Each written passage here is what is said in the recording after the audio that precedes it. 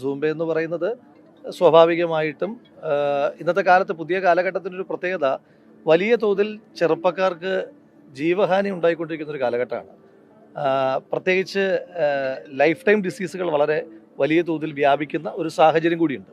അപ്പോൾ അങ്ങനെ ഒരു കാലഘട്ടത്തിൽ സ്കൂൾ തലം മുതൽ തന്നെ ആരോഗ്യ പരിപാലനത്തിന് വേണ്ടി ഇപ്പോൾ നമ്മുടെ ഈ ക്യാമ്പിൽ പോലും മെൻ്റൽ ഹെൽത്തും അതുപോലെ തന്നെ ഫിസിക്കൽ ഹെൽത്തുമായി ബന്ധപ്പെട്ട സെഷനുകൾ ചരിത്രത്തിൽ ആദ്യമായിട്ടായിരിക്കും ഒരു യൂത്ത് കോൺഗ്രസ് ക്യാമ്പിൽ ഉൾപ്പെടുത്തുന്നത്. എന്തുകൊണ്ടാണ് ഉൾപ്പെടുത്തേണ്ടി വരുന്നതെന്ന് ചോദിച്ചാൽ ഇന്ന് ചെറുപ്പക്കാർ നേടുന്ന ഒരു വലിയ പ്രധാനപ്പെട്ട പ്രശ്നം എന്ന നിലയിലാണ്. അപ്പോൾ അതുകൊണ്ട് ആരോഗ്യ സംരക്ഷണത്തിന് വേണ്ടിയിട്ടുള്ള അത്തരം കാര്യങ്ങളൊന്നും വിവാദമാകേണ്ടുന്ന കാര്യമില്ല.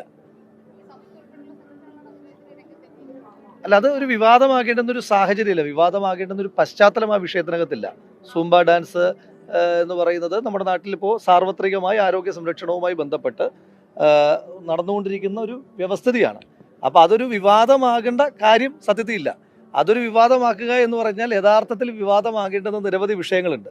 ഇപ്പോൾ ഈ അക്കാദമിക വർഷം തുടങ്ങുമ്പോൾ ഞാനൊരു ജനപ്രതിനിധി കൂടിയാണ്. അപ്പോൾ ഞങ്ങളെല്ലാം പൊതുപ്രവർത്തകരാണ്. ഞങ്ങൾ നേരിടുന്ന ഏറ്റവും പ്രധാനപ്പെട്ട പ്രശ്നം എന്താ? ഇപ്പം നിങ്ങൾ മാധ്യമപ്രവർത്തകരെ വരെ വിളിക്കാറില്ലേ, ഫുൾ A+ ഉണ്ട്, സീറ്റ് ഒന്ന് റെഡിയാക്കി തരുമോ എന്ന് ചോദിച്ച്. ഫുൾ A+കാർക്ക് പോലും സീറ്റ് ലഭ്യമാകാത്ത രീതിയിൽ അശാസ്ത്രീയമായ അലോട്ട്മെൻറ്റ് സമ്പ്രദായം ഉണ്ടാവുകയാണ്. വലിയ തോതിലുള്ള കുട്ടികൾ പുറത്തു നിൽക്കുന്ന സാഹചര്യം ഉണ്ടാവുകയാണ്. മലബാർ ജില്ലകളിൽ വലിയ തോതിൽ സീറ്റ് ഷോർട്ടേജ് ഉണ്ടാവുകയാണ്.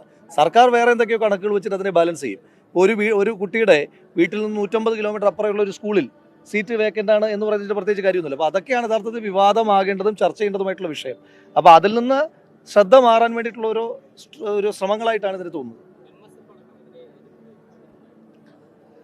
എൻ്റെ ശ്രദ്ധയിൽ അത് പെട്ടിട്ടില്ല. അത് എതിർക്കപ്പെടേണ്ടതോ അങ്ങനെ വിമർശനാത്മകമാക്കേണ്ടതായ ഒരു കാര്യമില്ല എന്നാണ് യൂത്ത് കോൺഗ്രസിൻ്റെ അഭിപ്രായം. വേറെ ഏതെങ്കിലും സംഘടനയ്ക്ക് അവരൊരു നിലപാടുണ്ടെങ്കിൽ അത് അവരുടെ സ്വതന്ത്രമായ നിലപാടാണ്, അത് അവരോട് ചോദിക്കേണ്ട കാര്യമാണ്.